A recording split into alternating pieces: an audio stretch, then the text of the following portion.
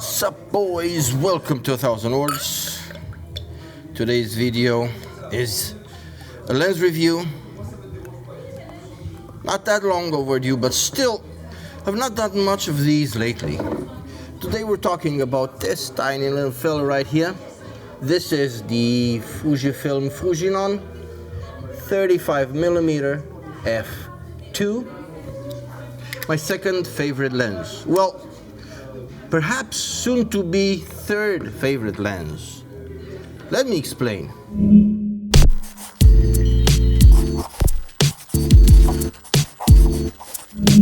Today's beverage of choice is Zimand IPA, locally crafted craft beer, I should say.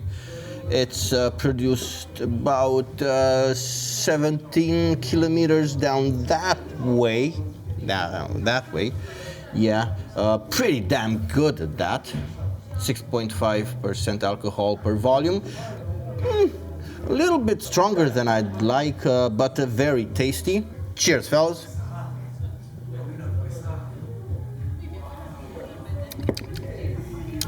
Very hoppy, with a distinct bitterness to it.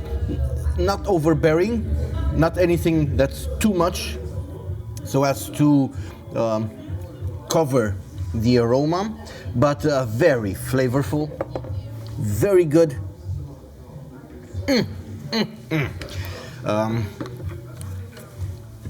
See this?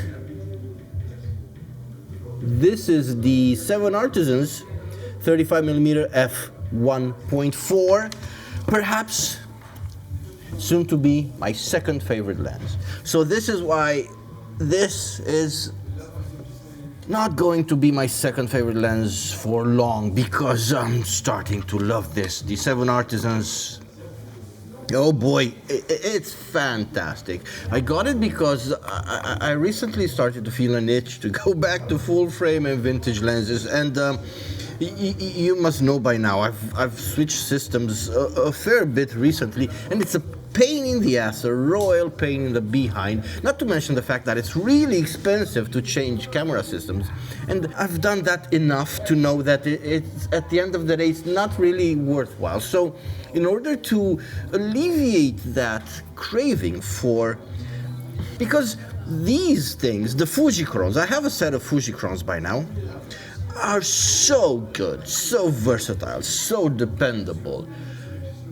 A pleasure to use, compact, well built, weather sealed, aperture ring equipped, fast focusing, silent, internal focusing. They're pretty much perfect, but sometimes I like to have a bit of fun. Sometimes I want something that's a bit more characterful. Sometimes I want to manual focus. Sometimes I want a bit more blur, some more bokeh. I want to feel like a hipster again. So without changing systems, my options were to try out these fast Chinese lenses, and boy oh boy was I in for a treat. I'll just wrap things up here and say that they've exceeded my expectations in and I say they as plural because I also have that 10mm, which is something that I want to be buried with, just like Pharaohs. It's never leaving my side. It's not expensive enough to be worth selling, and it's so good that it's something I want to have in my kit. Let's get back to the subject of today's video, the 35 f2. Now, while recently I've started appreciating wide-angle lenses more and more, and if you're wondering, my number one favorite lens is the 23 f2, the lowly, the modest 23 f2, and I love it as much as I do because of its versatility. I mean, that lens can do anything and everything pretty damn well. Well, obviously enough, keeping things in proportion, with the exception of high-speed, long-distance sports or wildlife, or I don't know, macro photography, most things that I care about, which is shooting people, day-to-day stuff, documenting life. That lens can do it all. Go watch my review if you haven't, and or read my written review, because I also have a blog. Links in the cards there or there. I'm not even sure where they are. I never get it right. And in the description. But while I do seem to appreciate a wider field of view recently, I think a 35mm which basically equates to 50 millimeter in full frame terms, is essential in every photographer's kit. I mean, especially as a street photographer, as a humanist, documentarian photographer, a 50 millimeter equivalent is essential, is irreplaceable. And this is why I got this. I should perhaps explain why, or rather make a case for the distinct lack of the 35mm f1.4 in my kit. I've owned it, I've loved it, but at the end of the day, when the choice had to be made between two 35mm, because while obviously enough here I am owning two 35mm, they serve two completely different purposes. One is a workhorse, a weather-sealed, fast-focusing, silent, compact, dependable, reliable tool. The other is something that's for fun, for artsy purposes. Now, these two serve entirely different, almost opposing purposes. The 35 f1.4 would kind of fit in the middle, and a lot of its use cases are more than adequately made up for by this, and the things this is lacking in, I'm just going to go ahead and ignore it and use the 7 Artisans when I feel like doing manual stuff. It's the reason why this time around, because it's the I'm saying second and I'm showing 3. This time around, it's the second time that I've owned the Fujifilm system. I've decided not to buy the 35 f1.4 from Fuji and actually ended up going for this, because the first time around it was quite the opposite. I first owned this, bought the 1.4, then sold the f2. This time around I went straight for the f2 and never even bothered with the f1.4. I don't like the fact that that's got external focusing. I don't like the fact that that's pretty slow.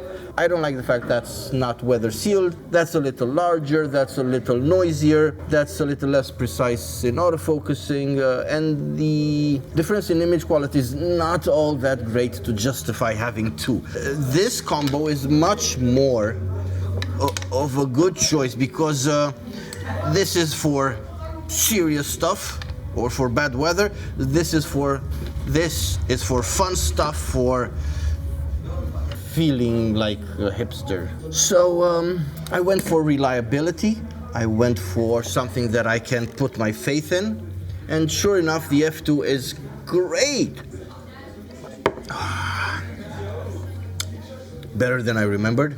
Haven't had one of these demands in quite a fair bit, at least a month or two, perhaps not that long. It's the tail end of summer, rather the very beginning of autumn here. September 17th, just got off from work. Pretty warm, about 20 something degrees, 22, but it's still all right. Very sunny. Off to take some pictures after I finish recording this.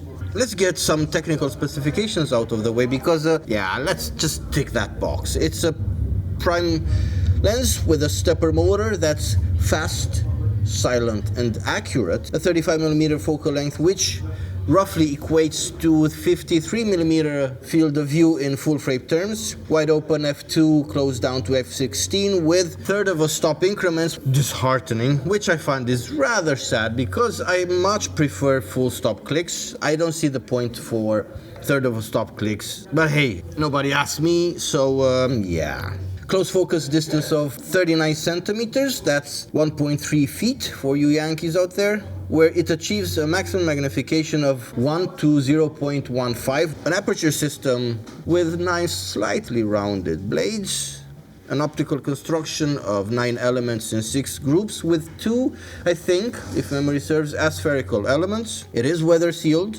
It does have an aperture ring weighing in at 170 grams with a filter thread size of 43 millimeters. Released in 2015, it's quite a very good lens. Bit modest on paper, much like its sibling, the 23 f2, but since I've mentioned the fact that these lenses The 16, the 23, the 50, and the 16, 23, 35, and 50, I think some people even consider the 90 a Fujicron. They've earned this reputation because they're pretty good lenses. Much like the Sumicrons, the Fujicrons are small, compact, f2, reliable, dependable, versatile, extremely well made, fantastic pieces of optical and mechanical engineering. Now, let's briefly talk about build quality. I have bought this lens new. I got it for 400 and change. That's 400 European rubles. And while I don't usually buy my lenses new, I try to get them for as low as I can, and I usually go for the second-hand market. I found this at a pretty good price. I had a bit of spare cash at the time and got it new. I mention this because there's some differences to be noticed between a new lens and a used lens, especially a well-used. It's mainly in the way of how the aperturing feels. This particular copy sounds really damn crisp, extremely tight, very pleasant, with a more decided stop at the automatic end of the ring travel. I think it has deeper grooves at full stops and less deep grooves between full stops at thirds of a stop. In comparison to a well-used lens where the aperturing tends to get ever so slightly sloppy and soggy and loose, this one feels very tight, very crisp, as does the focus ring. From a tactile point of view, the way it feels is smooth and buttery. Unsurprisingly, it doesn't have full stops because it's electronically coupled. It does work well in practice. Sometimes I need to override my autofocus, and well, nowhere near an actual mechanical focus. It feels pretty close to that while keeping things in proportion, because it is an autofocus system. The focus ring is electronically coupled to the stepping motors, so it is what it is. Extremely well built, made entirely out of metal, and it's the good kind of metal. I think it's aluminum, but it's not that cheapo feeling, that thin aluminum Sony makes their lenses out of, even their G Masters. I mean, come on. Sure, I do appreciate the fact that they're metal and not plastic, but seeing how thin that aluminum is, they could just as well be made out of plastic. Not the case with this lens. It's a thicker kind of aluminum. If you shake it, there's practically no give. There's no looseness inside. It's extremely tight, very well made, and looking mighty pretty, I might add. Some people object to this included hood quite a bit. It gets, if you ask me, unjustified amount of criticism online. I find it quite nice. They say it feels like an afterthought. Well, sure enough, on the front end of the lens there's some kind of bayonet here, which would suggest another kind of filter might have been intended at first. This works well, and I even think it looks all right. I don't mind it. Actually, I enjoy it. I think it complements the aesthetics of it quite well. I put it on the lens the second I got it off the box and basically never took it off. You can even put the cap on, which is not something you can do with a 23 f2, with the hood on, so there's no reason to ever get it off. I don't use filters, so people find anything to complain about these days. I love pretty much everything about it. The looks, the feel of it, the handling, the weight of it. Besides just looking pretty, the Fuji 35 f2 also makes pretty pictures, real pretty. In a lot of ways, it's sitting in the shadow of its older 1.4 sibling, quite undeservedly so if you ask me. This lens makes really beautiful colors. Images come out looking gorgeous, colors are vivid, lively and joyous, absolutely charming. Sufficiently saturated but not over the top. However, a slight saturation boost in post-production truly makes the colors come alive and sing. As far as color accuracy goes, this lens makes images that are neutral. I have to say, I have noticed any color shift at all, nor warm nor cold, just honest, true to life. Seeing how we're talking about 35mm lens on a crop sensor nonetheless, one should realistically not expect boatloads of blur and bokeh. However, playing to its strengths, the Fuji 35f2 can focus pretty close, and once you do that, and if you mind your background, you can get some really charming blur. It's soft, while still keeping a bit of character. It doesn't melt everything in the background into nothingness, and it doesn't get agitated or nervous. It's just pretty. Shooting raw, as one should, and post-processing will reveal significant amounts of barrel distortion. There's no way around that, and some vignetting as well, but once you load the available lens correction profiles in your raw processor of choice, or if you shoot JPEG, both these issues are immediately and completely fixed. The lens is sharp, very sharp, wide open, center to corner. The amount of captured detail is truly impressive. Only the very far outer corners get a hair soft and smudgy wide open, but I'm sure that's from the stretching of the images resulting from either in software or in camera correction. The Fujinon 35mm f2 has got an impressive ability to render good resolution, easily resolving the X-T3's 24-megapixel sensor. Images are crisp and sharp, monochrome tones are well represented throughout the entire tonal range. The transition from black to mid-tones to highlights is natural and smooth. Blacks are rendered deep and inky, mid-tones are crisp, while highlights are bright and shiny. An absolutely excellent lens for black and white. Now, as far as flows go, it has to be mentioned the Fuji 35f2 does suffer from some slight purple fringing, but that's only in the most difficult and harsh lighting conditions and is easily fixable in post. The Fujinon 35mm f2 is a stellar lens. Pretty colors, solid monochrome, very well behaved, practically impossible to make this thing flare. For better or worse, it's sharp all over, even wide open, even able to make some really nice blur and bokeh. If you ask nicely, there's frankly nothing to criticize here. Now that pretty much wraps it up. The 35f2 is a fantastic performer, a lens I probably won't ever part with as long as I'm shooting Fuji. I find it indispensable, essential, and irreplaceable in my Fujifilm kit. There's really nothing that can come close to it. Only if they make a similarly sized, similarly well-built, weather-sealed, aperture ring-equipped 35f 1.7 or something that's still got internal focusing, that's still fast, accurate, and silent. It's only then that I might perhaps consider changing this. But f2 is plenty fast, especially seeing how good sensors are these days, especially seeing how well you can do noise reduction in post-processing. So there's really no reason to ever replace this with anything. Sure, there might be some worthwhile additions for different purposes, like I mentioned, the 35f 1.4, the 7 Artisans. I'm very eager to go shoot now. Just gonna wrap things up here, finish my beer, and go out to start shooting. This has been the 35mm f2, a fantastic, stellar performer. I think it's better than the f1.4 in most regards. Sure, it's not as fast.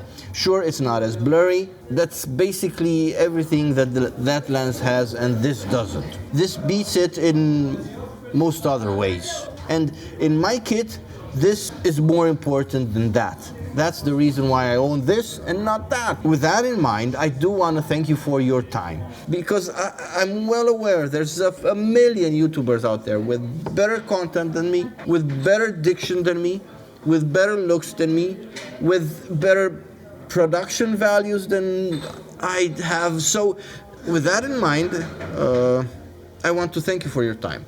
That has been all. Until next time, I bid you farewell.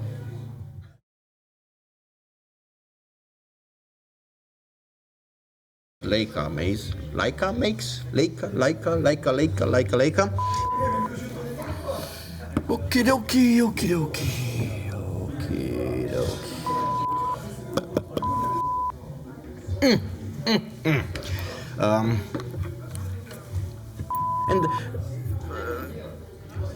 And one to 0.1, 1 to 0.15, 1 to 43 millimeters, 40.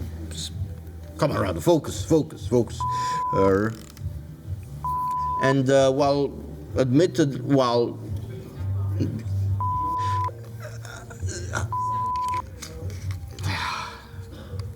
so,